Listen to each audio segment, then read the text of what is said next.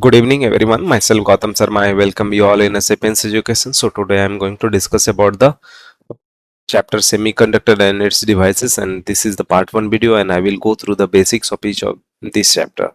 So before that we need to understand what is the history of this chapter, the seed of the growth and dependent of the modern solid state semiconductor electronics go back in 1930, when it was realized that some of the semiconductor and the junction have the ability of controlling the number and the direction of the flow of charges through them. And the simple excitation with the help of light, heat, or a small applied voltage can change the number of mobile charge carriers in a semiconductor. And this supply of a flow of charge carriers in this device are within the solid itself, so no vacuum or external heating is required. So these devices are small in size, consume low power, operate low voltages, and have a long time. So basically semiconductor means semiconductor. In semiconductor what happened, basically we control the flow of we control the flow of electron, right? Flow of electron. And this is the greatest discovery, because it does not require too much of the vacuum and all conditions. And in this we need a basic condition, need a basic condition,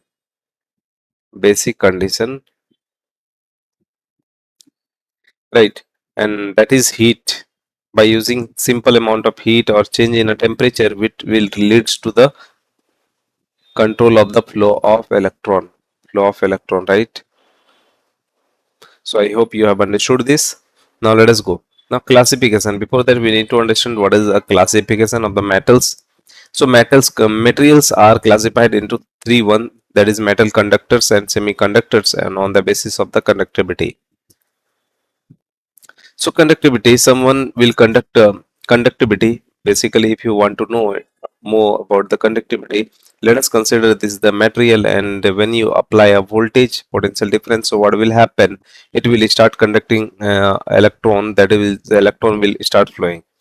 So this is and this flow is easily obtained, and this is considered as a conductor, right? Now let us consider there is another material, and just you have plugged it with the cells or a potential difference across it, and there is a no flow of electron, right? There is no flow of electron, and what you have done, you have applied a right amount of heat. As you have applied the right amount of heat, so what will happen, you have seen that you have observed that the electron will starts moving, and this material is considered as a semiconductor, right? Semiconductor. So semiconductor has a lots of advantage, and it is a great work in the circuit device. It has a great work in the circuit devices, right? Now I will um, just check it. Metals, they possess very low resistivity or high conductivity. That is, metal will have a very less resistivity, right? So it can easily conduct the electricity. But when we talk about the semiconductor, they have a resistivity or a conductivity immediate to the metal and insulator, so in between. So in insulator, no matter what amount of heat you are applying, so it won't conduct any of the any it won't conduct any electron or electricity. So this means it is an insulator. Whatever condition you will apply, so it won't conduct, right? So it means that it has very low conductivity, and insulator will have a very low conductivity. See, they have a high resistivity or low conductivity, means the resistance offered to the electron is very high. So these are the three categories, so we will discuss about this, right? So metal, semiconductor, and insulator. In this chapter we will discuss about the semiconductor in a broader way, and what is the use and what is the application of the semiconductor, and how this happens, and how this is an advantages to the electrical circuit or electronic circuit, especially in a mobile phones, uh, computers, as well as television. Now our interest in this chapter is in the study of the semiconductor, so we will discuss mainly in the semiconductors, which can be of the following types. So elements, semiconductor, these semiconductors are available in a natural form, and that is the best is your silicon and germanium. So this both, so semiconductor is found in the form of silicon as well as germanium. Now the compound semiconductor These semiconductors are made by the compounding the metal. Example, inorganic semiconductors are cadmium sulfide, gallium arsenic, cadmium selenium, indium phosphorus, etc. The organic semiconductors are anthracite. So inorganic, these are the category of the inorganic. But when we talk about the organic semiconductors, so these are the anthracite doped with pathlocyanide.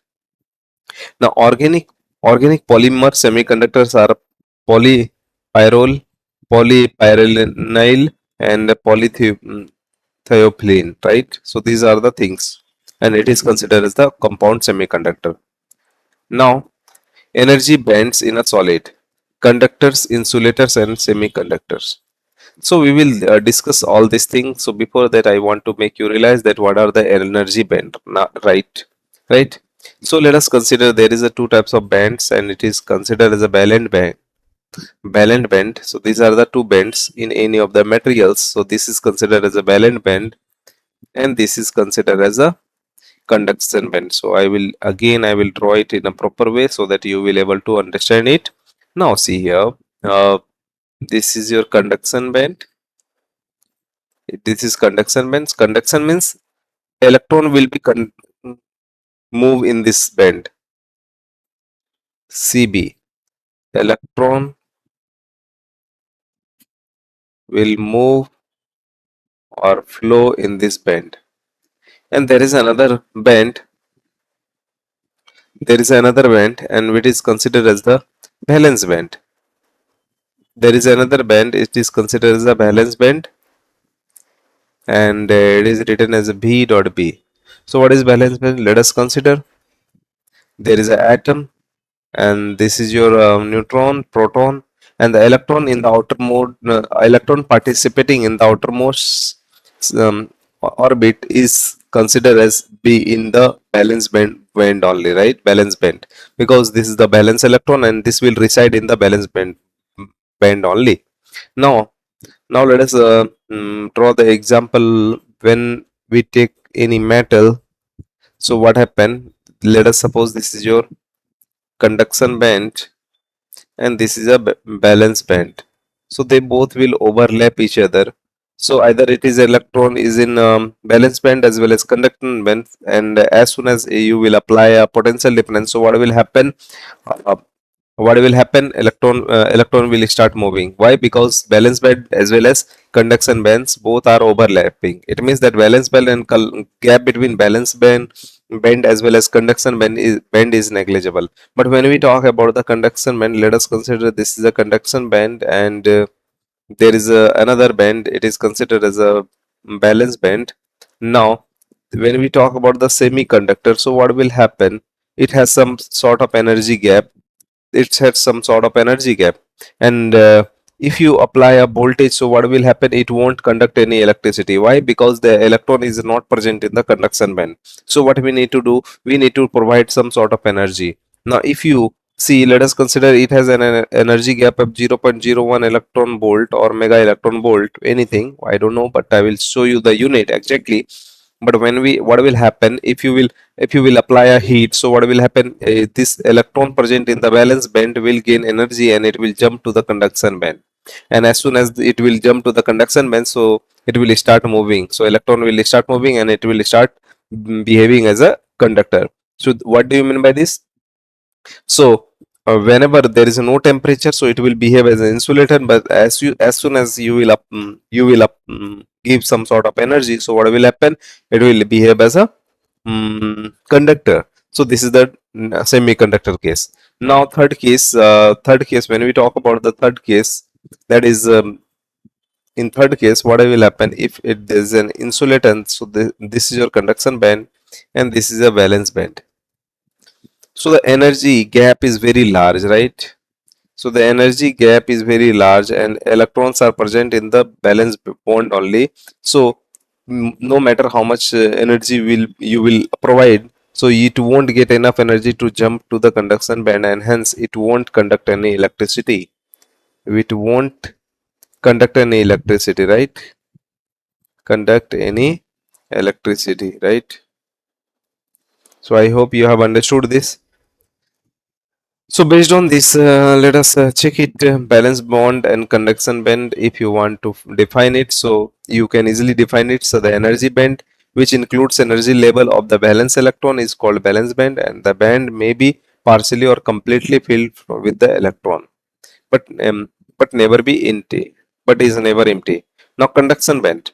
The energy band above the valence band is called conduction band, and at a room temperature, this band is either empty or partially filled with the electron. And the electrons can gain energy from the external electric field and then jump from the valence conduction band to contribute the electric current. So I hope you have understood this. Now let us check it with the diagram. So from here, uh, energy band gap. See here, this is your conduction band, this is the band gap, this is your valence band, and this is a insulator. So the energy band gap is very high. But when we talk about the semiconductor, so definitely its band gap is less. So what will happen? Energy gap is less. But when we talk about the conductor, that is metal, so what will happen? You will observe that the valence band as well as conduction band both are overlapping, right? And it's that's why it will easily conduct the electricity. I hope you all have understood this valence concept of the energy band gap. Now, the minimum energy required for the shifting of electron from the valence band to the conduction band is called the energy band gap, right? It is considered as the electric band gap, right?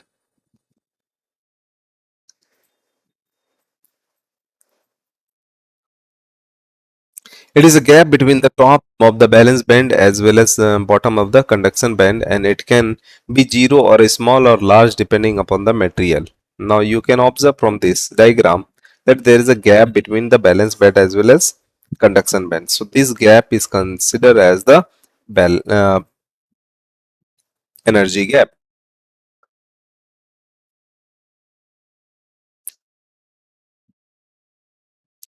Now, what is Fermi energy? So, it is the maximum possible energy possessed by a free electron of the material at absolute zero temperature, that is 0 Kelvin, and the value of Fermi energy is different for a different material. So, at a absolute zero temperature, let us consider you have taken this material, and this is the material, and you put this material in a 0 Kelvin, that is absolute zero temperature, right? Zero temperature. And in this absolute zero temperature, the energy for this is called as Fermi energy for this substance. This substance is considered as this substance is called as Fermi energy, called as Fermi energy, right? So I hope you have understood this. Now, let us consider again now the semiconductor. The material whose conductivity lies between the metals and the insulator are known as semiconductor, and they are characterized by the narrow energy gap that is less than 3 electron volt.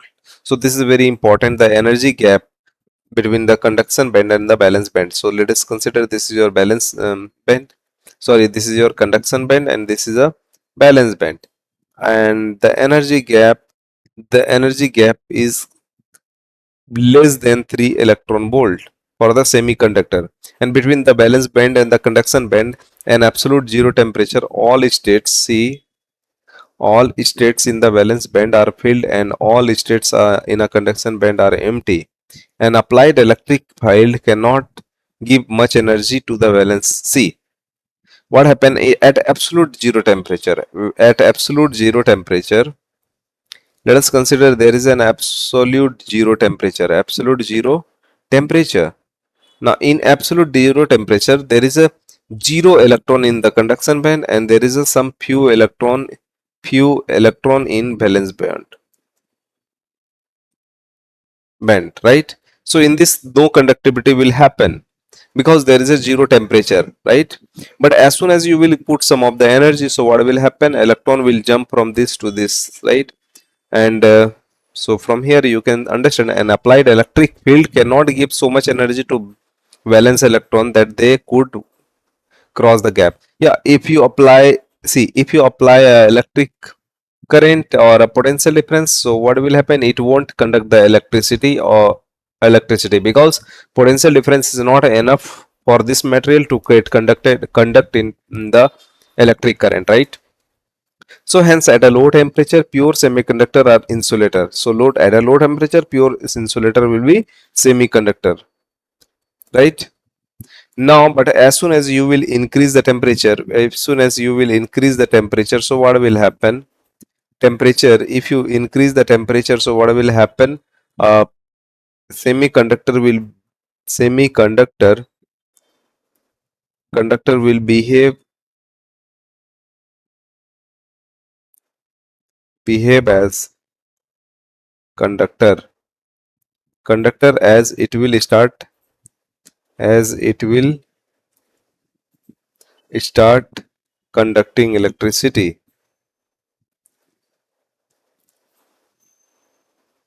right? I hope you have understood this.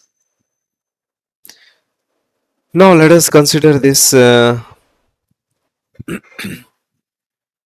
electrons in a hole in a semiconductor, right?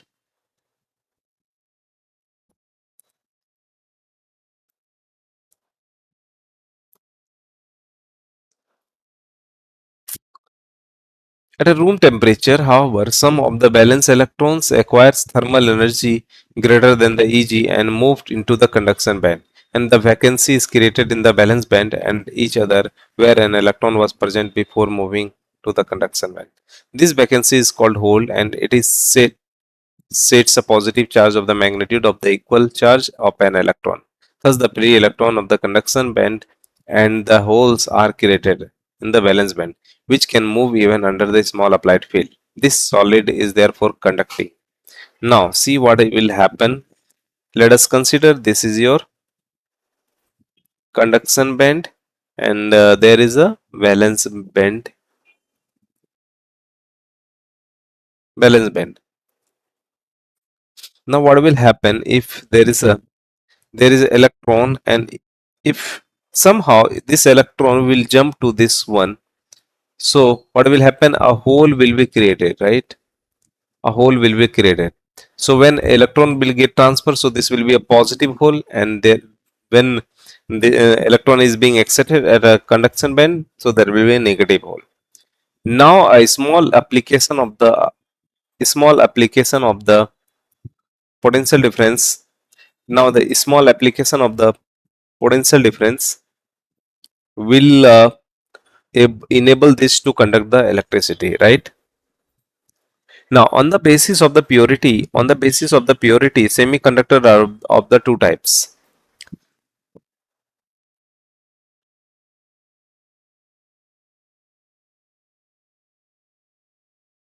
On the basis of the purity, semiconductor are of the two types, right?